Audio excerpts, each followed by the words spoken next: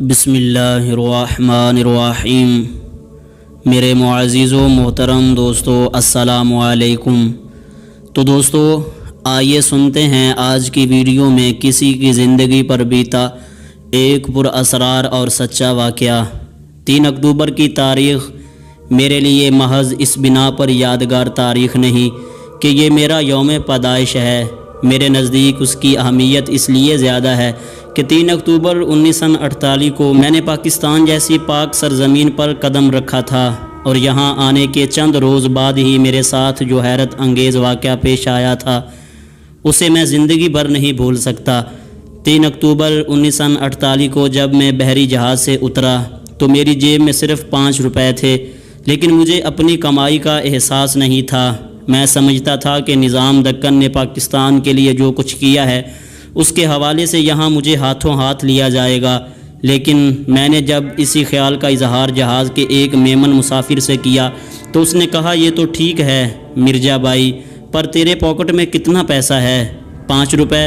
تو پھر ایسا کرنا کہ اگر کراچی میں تیرے کو کوئی لینے نہیں آوے تو سیدھا بندر روڈ چلے جانا، ادھر کے MC کے سامنے ہوٹل دی پارک ہے، ظاہر ہے مجھے بندرگاہ پر لینے کون آتا۔ چنانچہ میں نے اس میمن مسافر کی ہدایت پر عمل کیا اور ٹرام پر بیٹھ کر ہوٹل دی پارک پہنچ گیا۔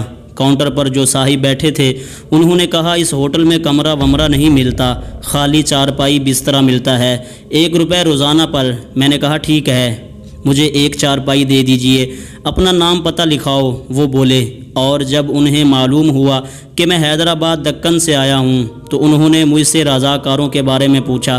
میں نے انہیں رضاکاروں کی قربانیاں اور شہادتوں کا حال سنایا تو وہ رو پڑے اور بولے، جب تک تمہیں کوئی کام دھندا نہیں ملتا تم ادھر رہو، ہمارے ہوٹل میں کھانا نہیں ملتا ورنہ تمہارے کھانے پینے کا بندوبست بھی کر دیتا۔ میں نے ان کا شکریہ ادا کیا، اپنا اکلوتا اٹیچی کیس چارپائی کے نیچے رکھا اور شہر دیکھنے کے لیے نکل کھڑا ہوا۔ ان دنوں دہلی مسلم ہوٹل میں 4 آنے کا سالن اور روٹی مفت ملا کرتی تھی۔ میں نے 2-3 دن تو ان 5 روپوں میں گزار دیے اور پھر نوبت فاقوں تک آ پہنچی۔ میں صورتحال کسی سے بیان بھی نہیں کر سکتا تھا، اس لیے صبح چپ چاپ ہوٹل سے نکل جاتا اور گھومتا گھومتا صدر کے کیفے جارج والے چوک میں آ کھڑا ہوتا کہ شاید کوئی شناسا چہرہ دکھائی دے جائے، مگر اس بھرے پورے شہر میں مجھے اپنی جان پہچان کا کوئی فرد دکھائی نہ دیا۔ اس وقت میری عمر صرف 19 سال تھی۔ ظاہر ہے کہ میری جان پہچان کے لوگ میرے محلے دار یا کلاس فیلو ہی ہو سکتے تھے جنہیں میں حیدرآباد دکن چھوڑایا تھا۔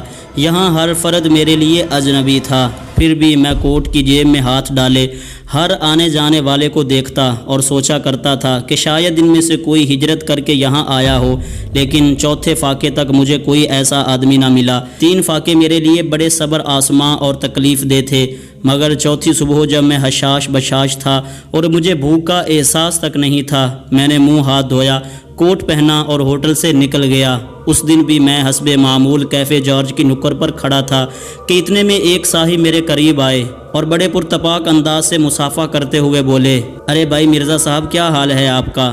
وہ صاحب میرے لیے بالکل اجنبی تھے اور میں نے انہیں زندگی میں پہلی بار دیکھا تھا، لیکن ان کے بے تکلف انداز گفتگو سے مجھے یہ پوچھنے کی ہمت ہی نہ ہوئی کہ وہ کون ہے، مجھے کیسے جانتا ہے۔ انہوں نے مجھے چائے پینے کی دعوت دے ڈالی، مگر میں ٹال گیا۔ ہمارے ہاں یہ تربیت دی جاتی تھی کہ جب تک کوئی 3-4 بار کھانے پینے کی دعوت نہ دے اس سے معذرت کر لینی چاہیے، لیکن جب انہوں نے بہت اصرار کیا تو مجھے دعوت منظور کرنا ہی پڑی اور ہم کیفے جارج میں چلے گئے۔ جب میرا آرڈر لینے آیا تو انہوں نے اپنے پیٹ پر ہاتھ پھیرتے ہوئے کہا، یار کچھ بھوک سی محسوس ہو رہی ہے، ایسا کرو کچھ کھانے کے لیے لے آؤ۔ بیرا بولا، ہمارے ہاں کھانا نہیں ہوتا صاحب، صرف آملیٹ اور ٹوسٹ وغیرہ مل سکتے ہیں، تو پھر ٹوسٹ اور آملیٹ ہی لے آؤ، انہوں نے کہا اور میرے ساتھ ادھر ادھر کی باتیں کرنے لگے۔ تھوڑی دیر بعد بیرا ٹوسٹ اور آملیٹ لے آیا، ہم دونوں نے کھایا۔ میں نے پانی کا ایک پورا گلاس پیا اور پھر خدا جانے مجھے کیا ہوا کہ میں ہوش خرد سے بیگانہ ہو گیا۔ جب مجھے ہوش آیا تو میں نے اپنے آپ کو اسی بوت کے صوفے پر لیٹا پایا۔ میرے منہ پر پانی کے چھینٹے مارے جا رہے تھے۔ میرا میزبان میرے پر گرج برس رہا تھا کہ اس نے مجھے کیا کھلا دیا ہے جس سے میں بے ہوش ہو گیا۔ بیرا بولا، جناب ہم نے آملیٹ ایک ہی ساتھ بنایا تھا جس میں سے آدھا کاٹ کر آپ کو دیا گیا اور دوسرا ان کو۔ اگر آملیٹ میں کوئی گڑبڑ ہوتی تو آپ بھی بے ہوش ہو جاتے۔ باہر کیف بات ختم ہو گئی۔ ہم چائے پی کر کیفے جارج سے باہر نکل آئے۔ ان دنوں ہاتھ رکشہ چلا کرتے تھے۔ میرے میزبان نے پوچھا، آپ کہاں جائیں گے مرزا جی؟ میں نے انہیں دی پارک کا پتہ بتا دیا۔ انہوں نے ایک رکشہ روکا اور مجھے سوار کرایا اور خود بھی میرے ساتھ بیٹھ گئے۔